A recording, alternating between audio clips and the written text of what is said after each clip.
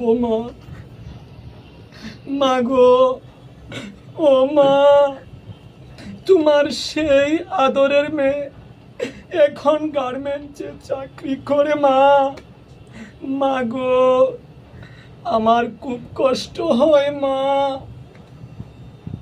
ও মা, এই চাকরি করতে আমার আর ভাল লাগে না মা।